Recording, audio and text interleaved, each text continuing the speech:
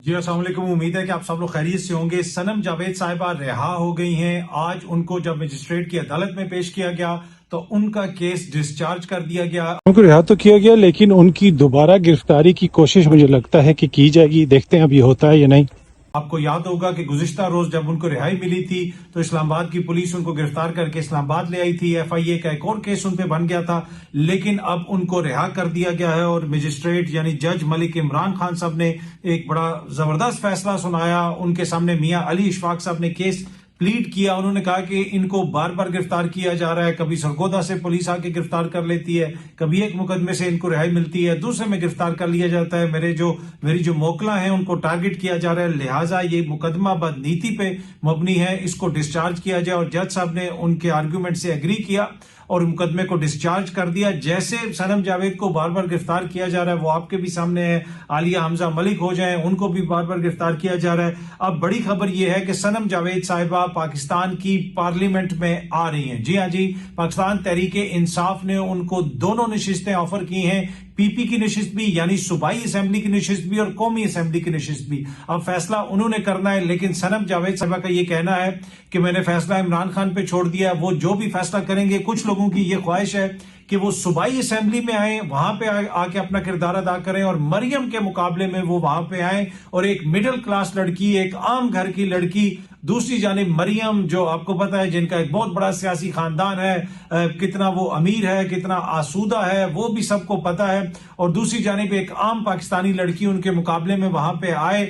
تو یہ خواہش ہے جماعت کے اندر بھی لوگوں کی، جماعت کے اندر جو پنجاب کی لیڈرشپ ہے ان کی بھی خواہش ہے، لیکن سنم نے یہ فیصلہ عمران خان صاحب پہ چھوڑا ہے۔ اب پارٹی ورکر جو ہیں، جو سپورٹرز ہیں، ان میں سے بھی میرے خیال میں اکثریت کی یہ خواہش ہوگی کہ سنم جاوید صاحبہ پنجاب اسمبلی میں جائیں اور وہاں پہ مریم بی بی کے مقابلے میں وہ آئیں، اور جس طریقے سے مریم بی بی کی حکومت بار بار ان کو گرفتار کرواتی رہی، بار بار ان کو پکڑتی رہی، پنجاب کے اندر مختلف جیلوں کے اندر ان کو پھیراتی رہی، تو یہ پھر سنم کا موقع ہوگا کہ وہ الیکٹ ہو کے پارلیمنٹ میں آئیں اور وہاں پہ آ کے سپیچ کر کے بتائیں کہ وہ جو جمہوریت کی بات کرتے ہیں، وہ جو آئین کی بات کرتے ہیں، انہوں نے سنم کے ساتھ کیا کیا تھا۔ پر اینی وے یہ تصویر آپ سامنے سنم کی دیکھ سکتے ہیں، جب وہ گرفتار ہوئی تھی پہلے دن سے لے کے آخری دن تک یہی مسکراہٹ اس کے چہرے پہ رہی۔ پاکستان کی سب سے بہادر خاتون پرزنر اگر ان کو کہا جائے تو یہ غلط نہ ہوگا۔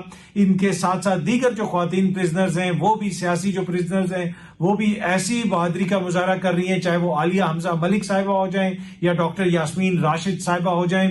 ڈاکٹر یاسمین راشد صاحبہ، عالیہ حمزہ صاحبہ، ان کے کیسز ابھی چل رہے ہیں، واللہ عالم ان کو کب رہائی ملے گی۔ لیکن میں نے آپ کو بتایا تھا کہ وہ جو فیصلہ آیا ہے سپریم کورٹ کا مخصوص نشستوں کے حوالے سے، اس کا ایک ڈومینو ایفیکٹ ہوگا۔ اب چیزوں کو اتنی آسانی سے کنٹرول نہیں کیا جا سکے گا۔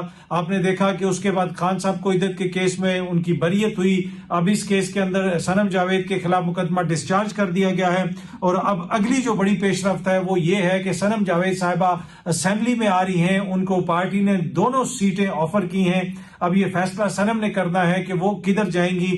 اچھا، دوسری جو بڑی خبر آج یہ ہے کہ توشہ خانہ والا جو کیس ہے اس میں خان صاحب اور بشرا بی بی کے خلاف دوبارہ مقدمے کی سماعت ایک طرح سے شروع ہوگی، اور غالباً وہ بھی جیل کے اندر ہی مقدمہ چلے گا، اس کا بھی کوئی نوٹیفیکیشن وغیرہ ہو گیا ہے۔ آج خان صاحب نے عدالت کے اندر جج صاحب کو کہا کہ میں واک آؤٹ کر جاؤں گا، میڈیا کو پہلے بلایا جائے، پھر میڈیا کو اندر بلایا گیا۔ خان صاحب نے یہ بھی کہا کہ جج صاحب آپ اللہ کو جواب دیں ہیں، ایجنسیوں کو نہیں، آپ نے اللہ تعالیٰ کی ذات کو جواب دینا ہے، ایجنسیوں کو نہیں دینا۔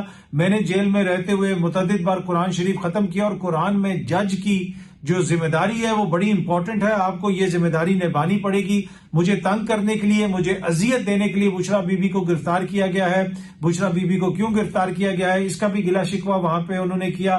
ایکسپریس نیوز کی جو خبر ہے اس میں بھی یہ لکھا ہے کہ بانی PTI عمران خان نے نئے توشہ خانہ ریفرنس کی سماعت کے دوران کہا کہ جج صاحب آپ اللہ کو جواب دیں ہیں، ISI کو نہیں۔ جج بشیر نے کہا تھا کہ سر پر بندوق رکھ کر فیصلہ لیا ہے۔ بانی PTI نے سماعت کے آغاز پر میڈیا کی غیر موجودگی پر اعتراض کیا، جس طرح میں نے آپ کو پہلے بتایا، اور پھر میڈیا کے نمائندوں کو بلایا گیا۔ سماعت کے آغاز پر بانی PTI روسٹرم پر گئے اور جج سے مکالمہ کرتے ہوئے کہا کہ جج صاحب میری بیوی کا توشہ خانے سے کچھ لینا دینا نہیں، میں جیل میں 4 مرتبہ قرآن پڑھا ہے میں نے، اس میں ججز پر اللہ تعالیٰ نے بہت بھاری ذمہ داری ڈالی ہے. بشرا بی بی کو صرف مجھے اذیت دینے کے لیے جیل میں ڈالا گیا ہے. بانی پی ٹی آئی نے کہا کہ میری بیوی کو بادشاہ سلامت ٹارگٹ کر رہے ہیں. یہ ایکسپریس نیوز کی خبر میں آپ کو پڑھ کے سنا رہا ہوں. یہ سامنے اسکرین شاٹ بھی آپ دیکھ سکتے ہیں, ان کی ویب سائٹ پہ جا کے آپ تفصیلی خبر بھی پڑھ سکتے ہیں. خان صاحب نے یہ بھی کہا کہ سابق وزیر اعظم کو رات 12 بجے بتایا جاتا کہ صبح نیا کیس لگے گا. نیب والے رپورٹ ہیں, ان کو تنخواہ دے کے جو مرضی کام کروا لیں. پہلے جس ریفرنس میں سزا ہوئی وہ جیولری سیٹ ہمارے پاس ہے اور اس کی قیمت 1,80,00,000 روپے تھی, لیکن انہوں نے کہا کہ 3.25 ارب روپے اس کی قیمت ہے. بانی پی ٹی آئی نے کہنا تھا کہ میں صرف اپنی بیوی کی بات کرتا ہوں, اس کو دوبارہ گرفتار کر کے بہت غلط کیا ہے. پہلے آفتاب سلطان جو چیئرمین نیب تھے انہوں نے استعفیٰ دے دیا تھا, آپ کو یاد ہوگا. وہ یہ کہہ رہے تھے کہ ان پہ دباؤ ڈالا جا رہا ہے سیاسی مقدمات بنانے کے لیے, تو انہوں نے کہا کہ وہ مستعفی ہو گئے کیونکہ یہ غلط فیصلہ کرانا چاہتے تھے. دوسرا کیس اس لیے بنایا کہ ان کو پتہ چل گیا ہے کہ پہلا سیٹ ہمارے پاس ہے, جنگل کے بادشاہ نے سب کچھ کرایا ہے. سماعت کے دوران بانی P T I Bushra be be جو ہے وہ ساتھ بیٹھے ہوئے تھے اور وہ گفتگو بھی کرتے رہے. تو خان صاحب نے آج پھر بڑی سخت باتیں کی ہیں.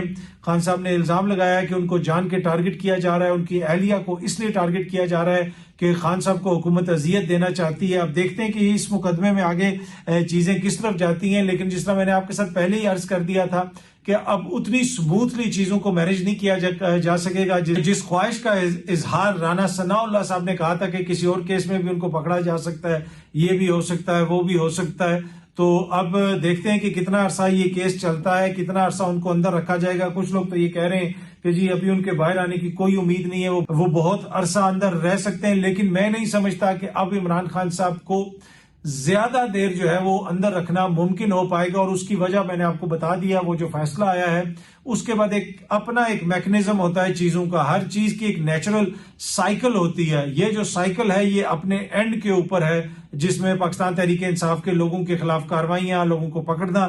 اب یہ سائیکل جو ہے اس وقت پیک پہ نہیں ہے, شروع ہوئی پیک پہ گئی, پھر آہستہ آہستہ اس میں کمی آتی شروع ہوئی, اور اس وقت یہ اپنے ڈیمائز کی طرف جا رہی ہے. پاکستان تحریک انصاف یہ بھی کمپلین کر رہی ہے. اون بپی صاحب نے اس حوالے سے ٹویٹ بھی کیا کہ ان کے کسی ایم این اے کو مبینہ طور پہ اغوا کر لیا ہے, ان کے اوپر پریشر ڈالا جا رہا ہے ان کے لوگوں کے اوپر کہ جناب وہ حکومت کے ساتھ مل جائیں یا تحریک انصاف کا حصہ نہ بنے, کیونکہ وہ مخصوص نشستوں والا جو معاملہ ہے وہ آپ کو بھی پتا ہے کہ وہ حکومت کو تو نہیں ملا. اب اگر کوئی فارورڈ بلاک بنتا ہے, کچھ بیچ میں سے لوگ ٹوٹ کے ادھر جاتے ہیں, تو شاید کوئی امید بن جائے کہ حکومت کا 2/3 حکومت کی 2/3 اکثریت ہو جائے. لیکن مجھے ایسا ہوتا ہوا نظر نہیں آ رہا. اگر کوشش جتنی مرضی حکومت کی ہوگی, جوڑ توڑ بھی کرنے کی کوشش کی جائے گی, لیکن ایسا ممکن نہیں ہو پائے گا.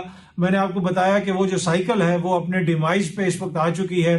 اب اس کو دوبارہ جو ہے نا وہ نہیں آپ کر سکتے کہ جناب اتنی بڑی کوئی چیز ہو جائے گی اور ایسی کوئی تبدیلی آ جائے گی. مجھے وہ ہوتا ہوا دکھائی نہیں دے رہا. باقی حکومت کی جو ہے کارکردگی اور حکومت کی صلاحیتوں پہ مجھے کسی قسم کا کوئی شک نہیں ہے. وہ اپنی طرف سے کوشش تو پوری کریں گے کہ لوگوں کو اپنے ساتھ ملانے کے لیے, جوڑ توڑ کرنے کے لیے, لیکن یہ مجھے ہوتا ہوا نظر نہیں آ رہا. حکومت کی صلاحیتوں کی بات کی جائے تو آخر میں چھوٹی سی خبر آپ سے شیئر کر دوں.